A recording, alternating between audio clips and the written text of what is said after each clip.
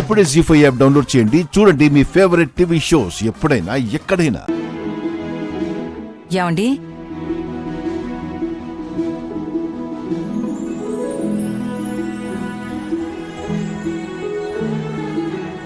ఏంటండి అలా ఉన్నారు?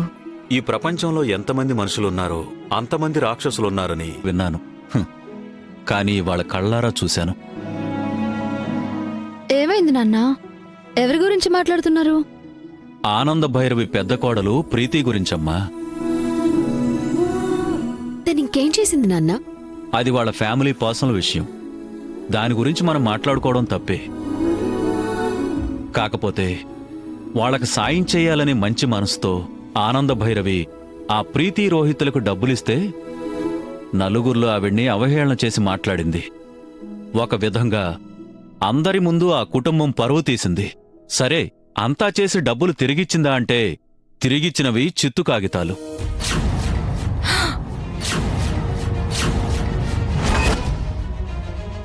వాళ్ళ డబ్బులు మాత్రం తీసుకుంది. పైగా వాళ్ళ సాయమే తీసుకోనన్నట్టు మాట్లాడింది. అందర్నీ తన వాళ్లగా చూసి అందర్నీ తనతో పాటు కలుపుకునే మనస్తత్వం ఆనంద భైరవి గారిది. ఆ ప్రీతిని మాత్రం కొంచెం దూరంగా పెడుతుంది. అంటే బహుశా ఆ అమ్మాయి మనస్తత్వం ముందుగా ఆవిడ పసిగట్టినట్టుందండి. అన్నట్టు గీత, రేపు మన అనన్యను చూసుకోవడానికి పెళ్లివాళ్ళొస్తున్నారు.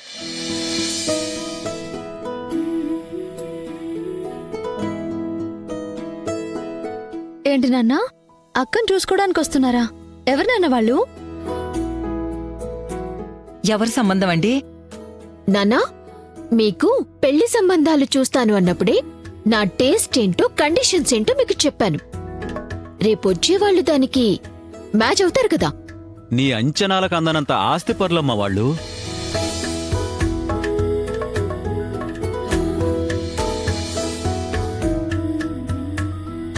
ఇంతకీ ఎవరి సంబంధం అండి?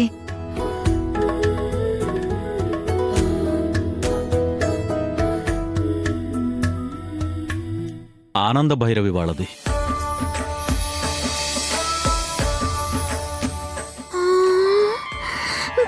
అనన్య,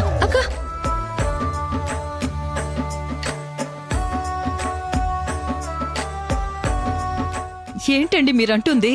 అవును గీత, ఆనంద భైరవే మీ అమ్మాయిని మా ఇంటి కోడలు చేసుకుంటాను అని అడిగింది.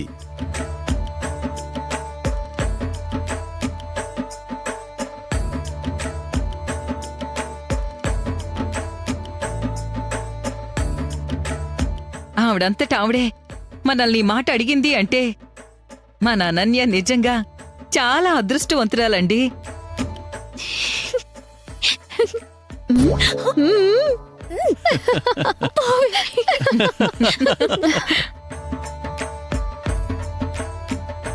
నాన్నా, ఆవిడ అక్కని తన ఇంటికి కోడల్ని చేసుకుంటాను అనగానే సరే అని వచ్చేసావు. కనీసం బావగారి ఫోటో అయినా తీసుకొచ్చుంటే అందరం చూసేవాళ్ళం కదా. ఆనంద భైరవి గారి మనస్తత్వం ఎలాంటిదనుకుంటున్నావు? తెలుసు, చాలా మంచి మనసు, అందమైన మనసు. ఆ అబ్బాయి కూడా ఆనంద భైరవి మనసంత అందంగా ఉంటాడమ్మా. రేపెటు పెళ్లి చూపులకొస్తారు కదా, అప్పుడు చూద్దువుగాన్లే. అక్కా, గీత, రేపు పెళ్లి చూపులకి ఏమేం కావాలో రాసిస్తే నేను తీసుకొస్తాను. సరే సరే, ఏం కావాలో నేనిప్పుడే రాసుకొస్తాను, ఉండండి. ఓకే.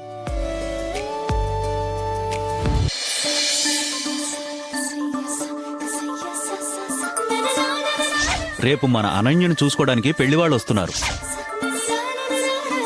ఆనంద భైరవే మీ అమ్మాయిని మా ఇంటి కోడలు చేసుకుంటాను అని అడిగింది.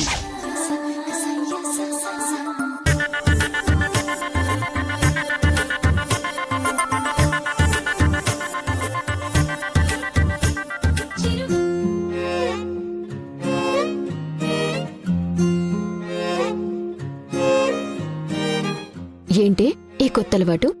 కొత్త అలవాటు కాదక్కా, బాధ. బాధ?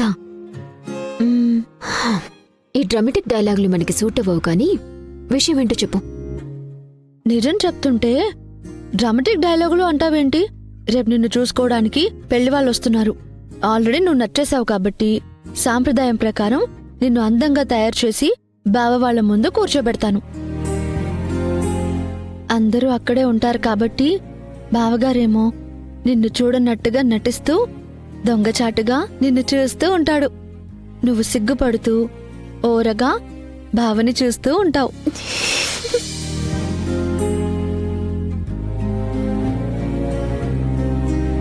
ఇంతలో పెద్దవాళ్ళు శుభస్య శీఘ్రం అంటారు. వెంటనే పెళ్లి ముహూర్తాలు, పెళ్లి, ఆ తర్వాత అప్పగింతలు.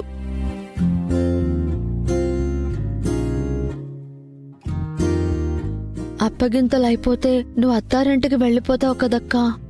ఇప్పట్లాగా ఇలా నీతో ఉండలేను కదా. అందుకే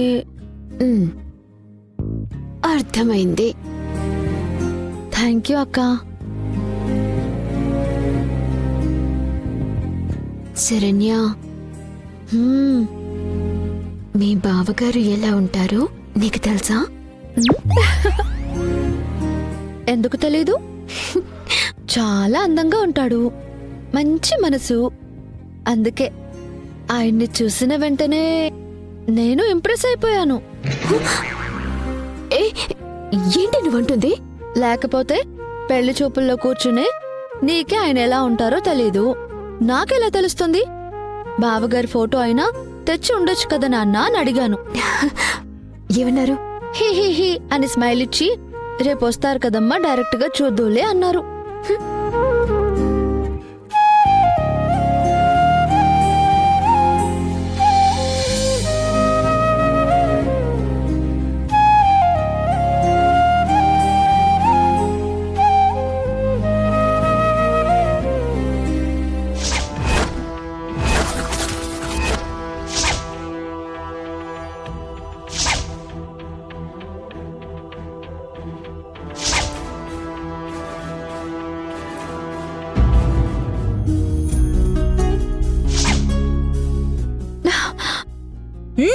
పర్ఫెక్ట్ కపుల్.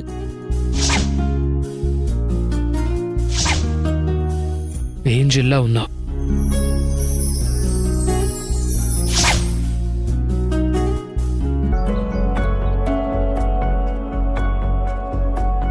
గీత,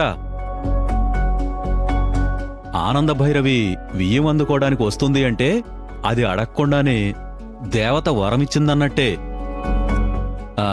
మనం ఎలాంటి లోటు లేకుండా చూసుకోవాలి. మనిద్దరం దగ్గరుండి చూసుకుంటున్నాం కదా, ఇంకా లోటెందుకొస్తుందండి? కరెక్టే, కానీ ఎందుకో నాకు టెన్షన్ వచ్చేస్తుంది. వాళ్ళొచ్చిన తర్వాత వాళ్ళకి చేయాల్సిన మర్యాదల గురించి అన్నీ ఉన్నట్టే కదా. మహానుభావా, కావలసినవన్నీ నిన్ననే మీకు లిస్టు రాసిచ్చాను. మీరే అవన్నీ తెచ్చిపెట్టారు. అనవసరంగా మీరు టెన్షన్ పడి నన్ను టెన్షన్ పెట్టకండి. సరే,